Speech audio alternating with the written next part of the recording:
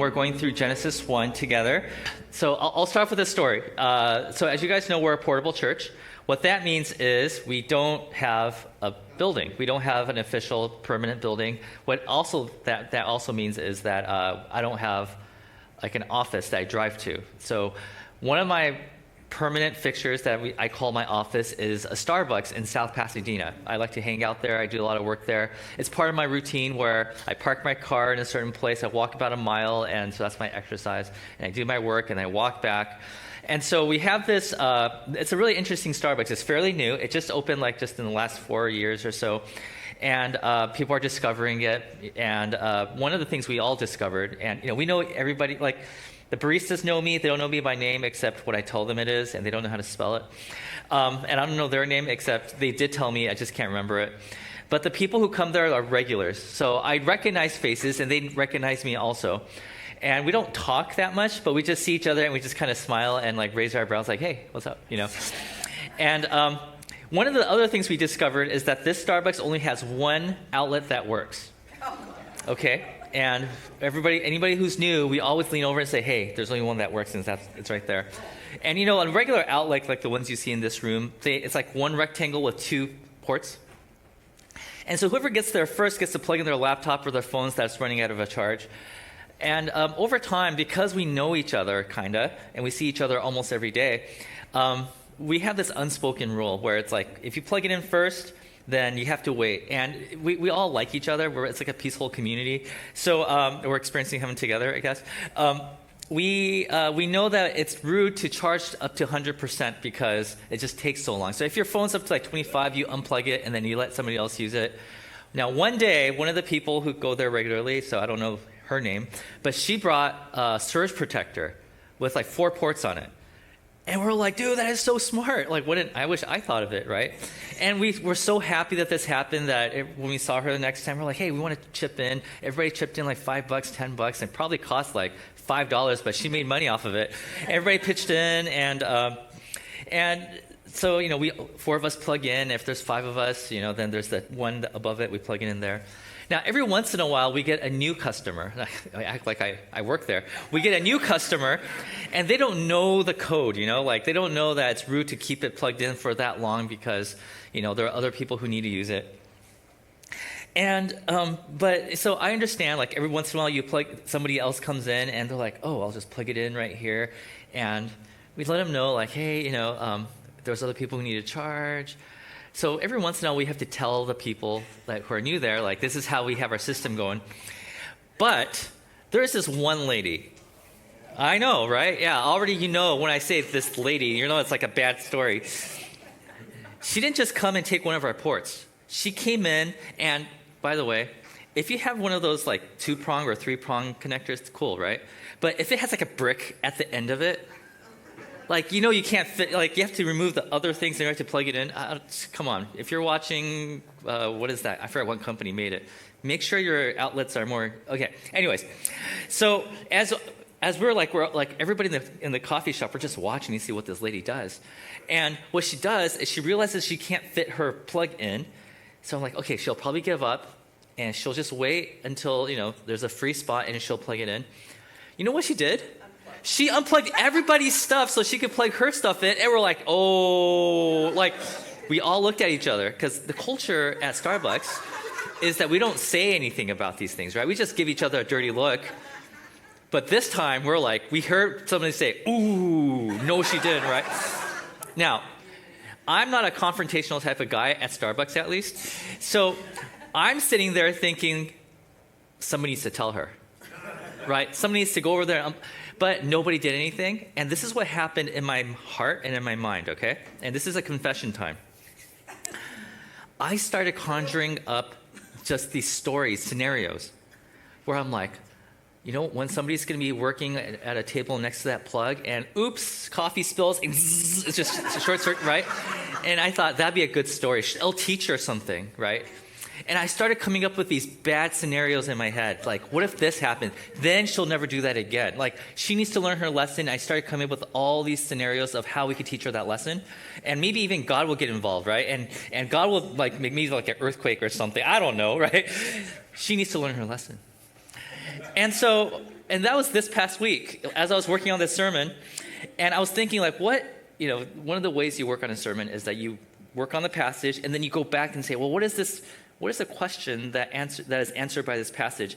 And this is totally God, because this question was in my heart when I saw this happen, which is this: am I allowed to treat bad people badly?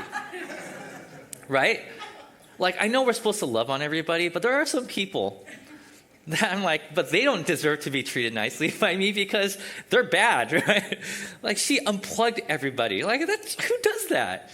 And by the way, another interesting observation about this story is that she avoided eye contact with everybody at the coffee shop when she did it. So she knows she did something wrong, right? Anyways. So I thought, man, am I a bad pastor? Am I a bad Christian, like, for thinking this? Is it okay? Like, could God give me permission to not treat that person in the way that Jesus treated me, right? There has to be scenarios where God's like, okay, that's my general rule, but for that person, go ahead, right? Go ahead and treat that person in a bad way, in the worst way sometimes. And I thought, gosh, I'm such a bad person for thinking this. But then I thought about it a little bit harder, and I realized, no, this is not just a Kotz problem. I think we've all done this, right? This is a human problem. And because we do this with, in my household, we're watching baseball a lot because my wife is a huge baseball Dodgers fan. And every once in a while, from watching from TV, they'll start booing people. And I'm like, are we allowed to? I've heard people justify treating celebrities and athletes in a bad way because they get paid millions of dollars. But yeah, sure. But does Jesus say you could treat rich people badly? It's not just a me problem. Maybe it's just a family problem, right? But we do this. We do this with politicians.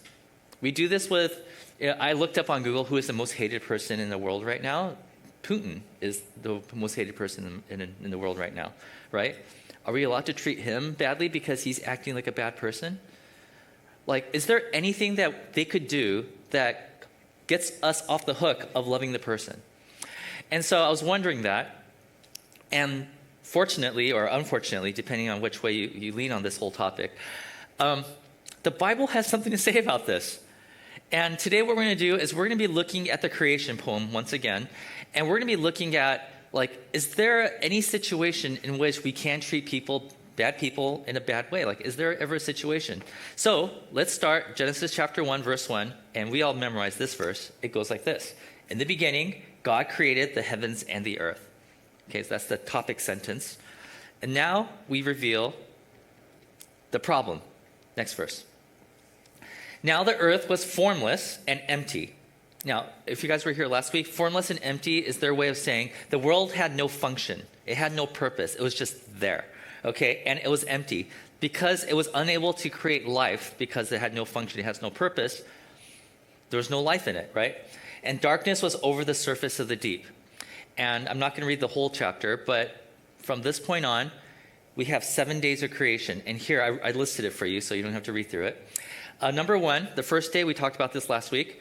It said that God took the darkness and separated the light from it. And we talked about how the function that was introduced in day one is time. God gave us time. There was evening, there was day. First day, it was good. The second day, he took the waters and then he separated them and created a space in between where we could live. And he basically is controlling the waters. He's creating weather. He's creating conditions for life. And day 3, he said that he separated the land from the water beneath. And because the land and the dry land, he grew vegetation and he created seeds that could bear more plant, that could grow into plants that could bear more seed. It's a creation of food. And with these 3 things, we are able to create life. Yeah, and this isn't just the Jewish Bible, by the way. This is all the ancient texts back then talk about these 3 things as being the first things that had to be created in order to sustain life. And then, these are the first 3 days. Remember, it had no function. The second problem they listed was that it was empty. So the next 3 days, they fill it with stuff. Like on the 4th day, which is in correlation to day 1, right? If day 1 was separation of light from dark, then let's fill the light with the great light, which is called the sun. And the darkness is filled with another smaller light called the moon and stars. Day 5, remember day 2, he took the water and separated it. Let's fill that water with stuff. So he filled it with sea life, fish. And if you read carefully, they also talk about a sea monster. We'll get to that some other time. Okay, and then day 6, because the land emerged on day 3, day 6 is where we fill it with animals and eventually people. And then on the 7th day, God rested. Okay, now, why did they come up with the number 7? Now, you heard me talk about the number 7 before. Like, if you have verses like in the New Testament that talk about the number 7, it's calling us back to this story. But the question is, in this story, what does the number 7 mean? Why is 7 so important? For the first people who actually read Genesis chapter 1, they were like, oh my goodness, there's 7 days. And immediately they had a few thoughts that came to their mind. What is that thought? And I don't expect anybody to know this, but basically in those days, when you hear the number 7, they immediately thought 7 is the number of days it takes for us to, it's the days that it takes us to do these rituals when we dedicate a temple. So as these people were reading the 7 days of creation, they're like, wait a minute. 7 days of creation, that's also the amount of days that it takes us to, after we build the temple, we do these rituals. That's 7 days. Is there a correlation? Here's a scholar that can explain it better than I can. Dr. Tim Mackie, this is what he says. In the ancient Israelites' world, temples were always dedicated with a 7-day ceremony. Okay? And it's not just the Israelites. Let's next. This was true not only of the Israelites' temple built for their God, but also of neighboring nations' temples, which they raised for their deities. Okay, so it's not just the Israelites that did this. It's also like the Mesopotamians, the Egyptians, all those ancient civilizations, they did the same thing. Next slide. This ritual was so deeply ingrained in ancient culture that the Israelites would have immediately understood a 7-day creation story to mean that creation itself was a temple for their God. So when these people read the 7-day creation story, they're like, what? There's something else that's at play here. What's happening here? Okay? So for those of you that were like, I have no idea what you're talking about, Kotz, here's an illustration. Okay. So this is the desert. In the desert, if you read the book of Exodus, there's a story about them building this thing called a tabernacle, which eventually becomes the temple, okay? And other cultures around there also had a temple, okay? Temples were known as a place where God dwelled, but also people could enter into. So it's a place where heaven and earth met, okay? God's space and human space in one place, that's the temple, okay? What they're saying here is this, okay? Because in the ancient world, you had a building where, you're like, okay, so I'm outside the building, God is not here. There is the building, God is in there, so I'm going to step into the building, and now I'm in the presence of God. That was the temple back then, okay? Now, what the author of Genesis chapter 1 is saying is, next slide, that the temple or the tabernacle, whereas for most other religions, it's a building that you have to enter into, what they're saying is the creation story is saying that the whole world is that temple. So the fact that you're living on this earth means that you're in the presence of God. Are you guys tracking here? Nod, yes? Okay, no? Yes? Okay, good. You guys are tracking. Okay. So heaven and earth, where heaven and earth meet, is the entire world, or at least that's how it was supposed to be. Okay, now, here's a few more bits of information you need to know about the temple. Next slide. If you were to enter into a temple, the temple is usually divided into different sections, right? There's the outer courtyard out here. And then if you're able to, you enter into the entry room, which only a few people can enter. And this area right here is called the Holy of Holies. This is where they believe that God dwelled. And it's usually separated by a curtain. And once you enter in there, you'll see this Ark of the Covenant. And this lid right here is called the mercy seat. And the reason why it's called a mercy seat is because this lid was actually a chair. And on top of this chair, the deity, the statue of the deity, is supposed to be sitting right there. Are you tracking here? So if you were to go to a Mesopotamian or Akkadian or an Egyptian temple, you would walk into the Holy of Holies, and then you will see a box or a throne, and on top of that, you'll see the statue. Now, here is an image of an Akkadian temple statue that you will see sitting on this throne, okay? Right here. This guy right here. Everybody say hi to Hadaiti. Yeah, Hadaiti, that's his name. Hadaiti, this thing right here is actually called the Hadaiti bilingual inscription. The reason why it's called a bilingual inscription is because if you look on the dress right here, or kilt or robe, I don't know what this is called, you'll see inscription here, okay? It's on the front and the back and also on his chest, the inscription. It's bilingual because it's written in 2 languages. Okay, one is Akkadian, which is of course, but the other language is a very ancient Semitic language. It's like ancient Jewish language. So they read it, and this is what they found. This is a part of the inscription. Here's a quote. The statue, is the likeness of Hadaiti, which he placed before Hadad, controller of water and heaven and earth. Oh, by the way, Hadaiti in the Bible is referred to as Baal or whatever. But anyways, for you Bible nerds.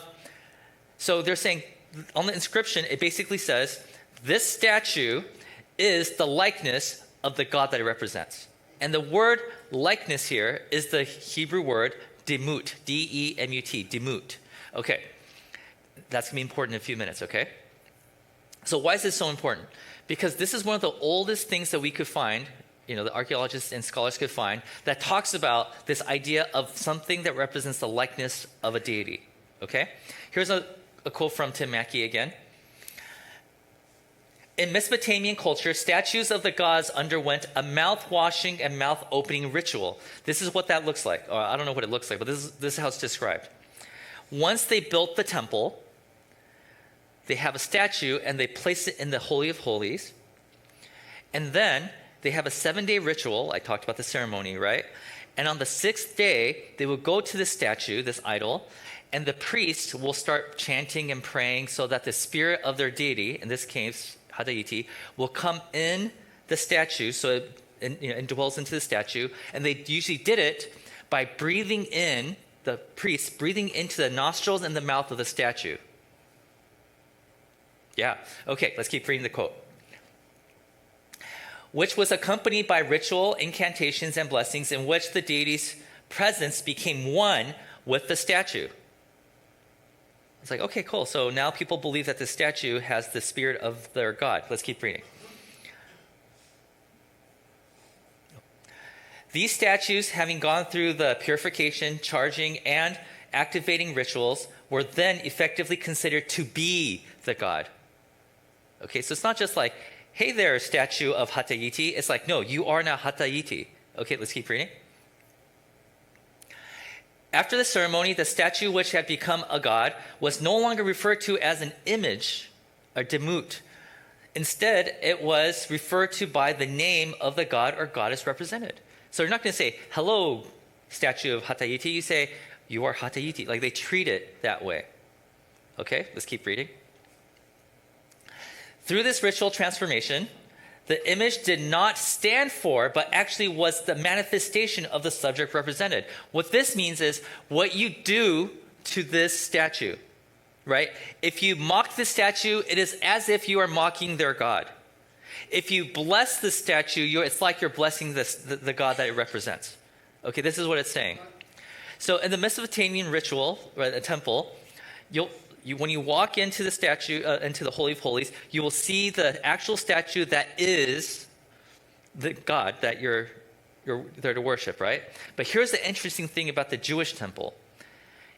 When the Roman Empire invaded the Jerusalem temple in the 1st century, they went inside and they opened up the Holy of Holies and what did they find?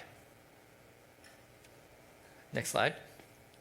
They didn't find anything sitting there.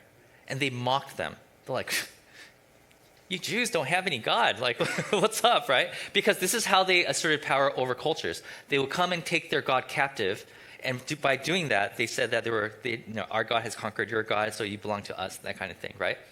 So when they entered into the temple, they didn't see a statue. Now, why is that? Did they forget to put it in there? Well, as it turns out, it was by design. Because there's a commandment, the 2nd commandment of the 10 Commandments says, do not create an idol or a statue of Yahweh, of our God. So why? Why is that? Well, it's because of Genesis chapter 1. Let's take a look. This is verse 26, on the sixth day of creation. God said, "Let us make mankind in our image and in our likeness." Now, do you guys remember the Hebrew word? Let's look at these words. Image and likeness. The word image is a Hebrew word, there we go, tselem. Tselem, okay? And the word likeness is, you guessed it, demut, okay? And these two words, they mean the same thing, in the likeness and the likeness and the image, which means this. It means statues.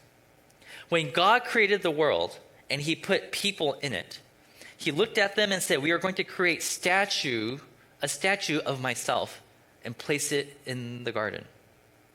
Or another way that we translate the word statue, or these two words, is the word idols.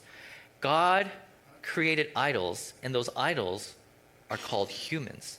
So humans are God's living idols. We're not made out of wood. We're not made out of stone or metal. We are the statues of God that walk around, and we're made out of flesh, right? When you enter into God's temple, which is, remember, the creation, all of the world, and you're looking for God, an image of God, you just have to look around and say, "Well, there you are, there you are, there you are, there you are, there you are. Hey, look at all these images of God." So here's the illustration again. If you're wondering, where is the statue? The answer to that question is, next slide, is people. We are the image of God. We are the statues of God. So if you look at the interesting description of Genesis chapter 2, it says that God breathed into the nostrils of humanity and they became living beings. They were borrowing imagery and rituals from the other ancient worlds, and they were using that language to describe that we are the image. We are the stand-ins. We are the people who represent God. If some some people from outer space, I don't know, they come in here and they're like, "What is your God like?" They will just look at us and say, "Oh, so that's what God is like." Sometimes we'll say fortunately, sometimes we'll say unfortunately, but we are it, right? Here is another scholar, a quote from Dr. Herbert Neer. He says, Genesis 1:26 can only be understood, right? It's like there's no other way of interpreting this. It can only be understood against the background of an ancient Yahweh statue. Humanity is regarded as the statue of God. And he continues, humans were thus created to be living statues of the deity. There was no need of a divine image because humans represented Yahweh as a statue would have done, right? So the people who first read this stuff, they're reading Genesis, and they're like, "Oh my gosh, we're it? Is that why we don't have any statues of God? Because we are the statues? We are the representation? Like, are you sure?"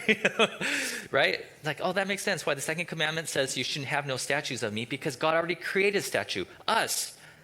By the way, when we start creating images of God, it is so demoralizing to us. It is offensive to us because God's like, "I created you to be my representations, and now you're creating something else to take your job?" Right? Like, your job is to reflect my glory to the world. You're supposed to be me, and you're creating something else, but that's not me. Like, why are you doing that? That's why the second commandment exists. Okay. Another quote from another scholar, Crispin Fletcher Lewis. He knows a lot about this stuff. In the ancient Near East, the God is really believed to inhabit the image. Next slide.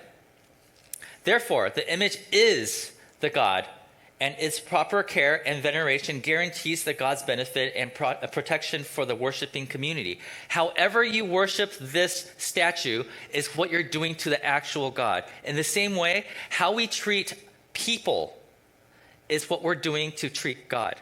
If you mock people, you are mocking God. If you are blessing people, you are blessing God. In other words, how you treat people is how you treat God. This is found in the first page of the Bible. So when Jesus says the greatest commandment, love God, love others, he's not talking about two separate commands, people. He's saying they're actually one command. This is why when the person came up to him and said, "What is the greatest command?" Jesus gives a two-part answer, but he actually answered the question. It is actually one answer. He's like, "Oh, I can't, well, I'll give you a two-part answer." It's like, no. It's one answer. Now, remember the story started off with the lady at Starbucks? the lady. Well, I want to ask that question again. Am I allowed to treat bad people badly? Because, when I look at them, like, truly an image of God would not unplug everybody's stuff and plug in just her stuff, right? Well, Paul has something to say about this. Paul, one of the first Christians who wrote a lot of the New Testament. He says in Romans chapter 3 that all have sinned and have fallen short of the glory of God. Now, what does that mean? I know that's a lot of Christianese there. When somebody says you have fallen short of the glory of God, what is the glory of God? Glory basically means spotlight. The glory of God, he's referring to Jesus. Jesus is the glory of God. Who is the perfect representation of God? Jesus is. Like, if we are talking about the true statue, the true image of God, Jesus is that perfect image of God. And he says, if you were to compare yourself to Jesus, we're nowhere close to being a full reflection, a full representation of the image that's supposed to be inside of us. So what he's saying is, he should be our goal. We should look at him and say, that is our example, right? He writes again, Paul writes in Colossians chapter 1, he says, the Son, Jesus, is the image. He's using Old Testament language here. He is the image, the perfect image of the invisible God, the firstborn over all creation. Again, weird language there. He's saying he is the example that we should be following. He is the one that set the example.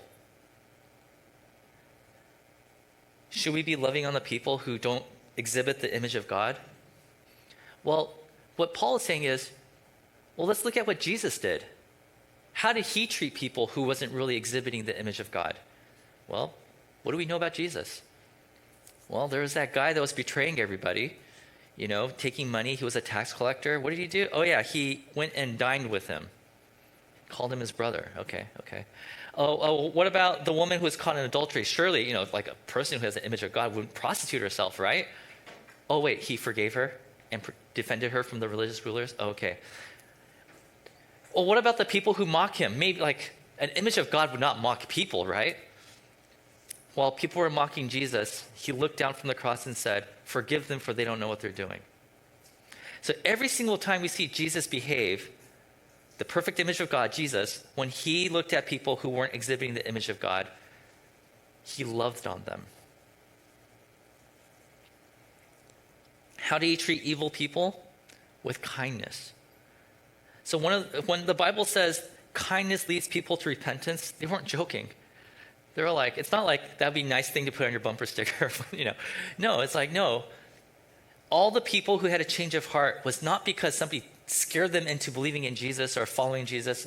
It's because Jesus showed kindness to them, loved on them, and because of that, they had a change of heart. So we have no excuse. When we see a person, no matter how much they've compressed and thwarted and even twisted the image of God inside of them, they still have the image of God in them, and how we treat them is how we're treating our Father in heaven. So for that reason, we have to treat these people with love. And by the way, when Paul says all have sinned and fallen short of the glory, talking about us, right? We're not perfect saints either. We don't have the perfect image of God, but we have committed ourselves to treating every single person with dignity and love and with worth, because we all carry the image of God. No matter how small or twisted or polluted or demented it is, we still say, no, we recognize the image of God in you, and we choose to love you because that's how we want to love our Father in heaven. So, what does that mean for us? To know that every single human being, even the ones that we disagree with, even the people that were like, that politician doesn't seem to exhibit any image of God, even those people, we're supposed to say, no, our job is to look for the image of God in every single person. What does that mean? Well, there's 3 implications. 3. Okay, so here's the first one. Number 1, loving God and loving others are not 2 separate commands. We talked about this, right? And by the way, if you're not a Christian, you're off the hook, okay? You can hate as many people as you want. But if you're a Christian, meaning you have chosen to follow Jesus, this is mandatory. We have to choose to love people. If you want to love on God, that means you have to love on people. Not 2 separate commands. It's one big chunk of a command. And we're not just talking about loving on people who just go to church. We're talking about people everywhere. Okay? We have to love on people. And you're like, but that person is a Muslim. You should love on them even more. That person disagrees with me politically. Love them. Okay? Because it's not two separate commands. How you treat the one person in your life that you're treating the worst is how you're treating Jesus. I know, I hate that, but as Christians, we have to do that. Okay? And by the way, I've met a lot of Christians, aka me. I have been this Christian a long time ago when I didn't understand this concept. Even maybe after I understood this concept, I chose not to believe it because it was so inconvenient for me. But I used to believe that, hey, as long as my relationship with God is good, then I don't have to treat anybody. Like, all that mattered was this vertical relationship with God. It's like, as long as me and God are good, then I'm going to heaven. You know, that mentality. The Bible teaches us, no. How you treat other people is how you're treating God. So it's not two separate things. This is why John, one of the followers of Jesus, he wrote a letter saying this to a church. Whoever claims to love God yet hates a brother or sister is a liar. For whoever does not love their brother and sister whom they have seen cannot love God whom they have not seen. If you're like, I'm going to treat everybody whatever I want, however I want, but when I see Jesus, I'm going to be like, oh, sir, come on in, I'll foot massage and wash your feet, and if you see some grapes here, I'll drop it in your mouth while I'm fanning you. Like, he's like, sorry, dude, that doesn't fly with God. If you're like, I've never seen God before, well, you have seen God before because you have seen people before. So you can't love God and hate others. That's inconsistent, and John says, you're a liar if you say that you love God and not love people. So, first one, loving God, loving others are not two separate commands. Number two, every human being is worthy. Every single human being is worthy. Not just the people that act like Jesus. Every human being is worthy. Notice in Genesis chapter 1, verse 26, the creation poem that we went over today, it says this, then God said, let us make mankind in our image, in our likeness. It doesn't say, let us make Christians in our image. It doesn't say, let us make people who act a certain way in our image. It says, let's make all people in our image. And after he did that, in verse 31, this is the verdict of the humanity that he created. God saw all that he had made, and it was very good. By the way, humanity at this point in the story has not done anything. They haven't worked. They haven't said anything. Before anything they have done nothing. They haven't even behaved yet in this story. But he just created them and he said, you are very good. Their goodness is not dependent on their works. Their worth is not dependent on how they treat one another. They are very good just for the fact that the image of God is in them. And there was evening and there was morning, the sixth day. By the way, this is also important. If you know people who lost certain abilities or were born without certain abilities, if you're unable to walk, God says, my verdict of you being good is not dependent on your abilities. If somebody's born with Down syndrome, you're still good. If you are sick and you can't work, you are still good. It doesn't matter what gender you are good. It doesn't matter about your sexuality, your race, you are good. Your goodness from God's eyes is not dependent on your behavior, your ability. It's just the fact that you have the image of God in you. That is why you are worthy. Number three, every act that brings order out of chaos is holy, even if done by evil people. Okay, this is hard to grasp, okay, but the idea here is every single human being has an image of God in them. No, some people have pressed it down, right, and they're acting more like animals than they are like the image of God. But with a little bit of the image of God that's inside of them, they're still able to do good. They're still able to do good, and we have to recognize that. Okay, here's a quote from James K.A. Smith. He says this, when God calls creation into being, he announces that it is very good, but he doesn't announce that it is finished. There is a word in the Hebrew for perfect, and God does not use the word, it is perfect. He says it is good. When God says it is perfect, that means that there's no more area to improve on. You can't keep making it better. But God said it's good as a starting point, right? So he says, when God created the world, he didn't say, oh, it's perfect, you're done, you don't have to do anything. No, no, no. He created the world so that we could keep working on it, okay? Creation doesn't come into existence ready-made with schools, art museums, and farms. Those are all begging to be unpacked. God created a clean canvas so that we could start working on it, right? We have this image inside of us. God's a creative God, so we are able to be creative because we are his image, right? Let's keep going. But unfurling that potential is going to take work. That work is the labor of culture, of cultivation, of unpacking. Indeed, creation is itself a call and invitation.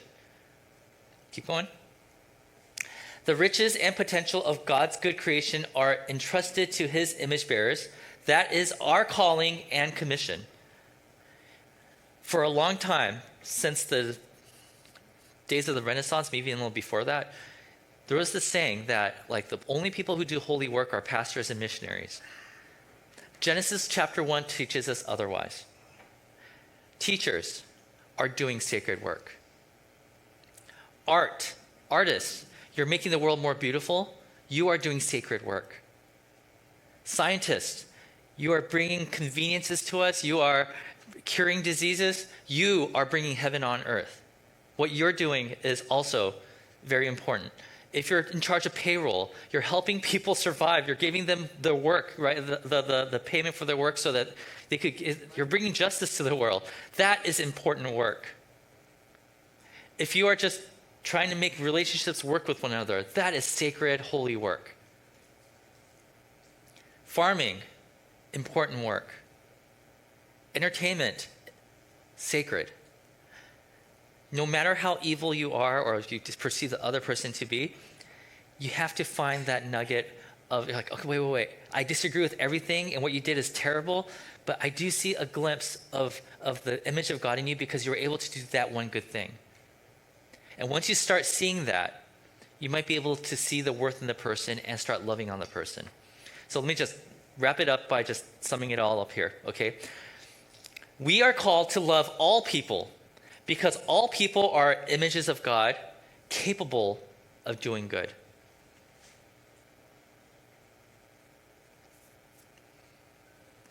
What could I have done at Starbucks that day? Instead of just imagining of all the terrible things that could happen to that person to teach that person a lesson, right? Maybe I could have started a conversation with her, even though I don't do that with strangers, and kids don't do that, but maybe I could have started a conversation, and maybe in the conversation I would have found that nugget. I was like, oh, there it is, the image of God right there. And it'll remind me I'm supposed to love on this person. Because I think far too often we get into our own echo chambers. And in our echo chambers, we start coming up with scenarios why that person deserves to be treated bad.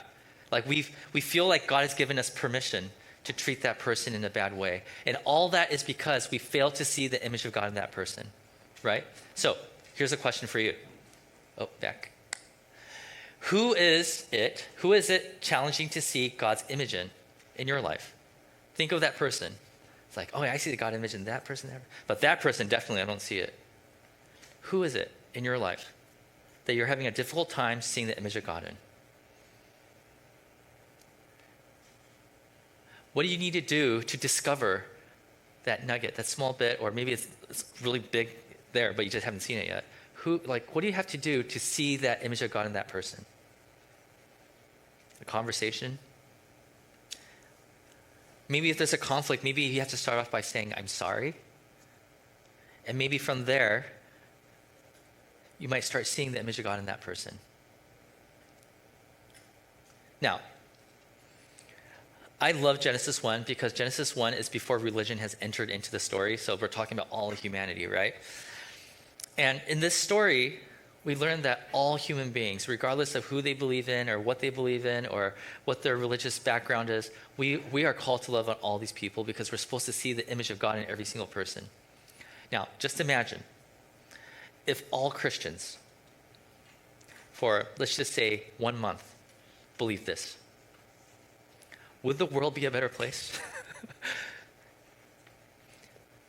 What if the entire world believed this for just 1 month? Will there be less wars? Will there be less fighting, less violence? This is a huge concept. And if just the Christians got this right, I think we could change the world with this. But we don't have influence over the whole world, right? We have influence over ourselves.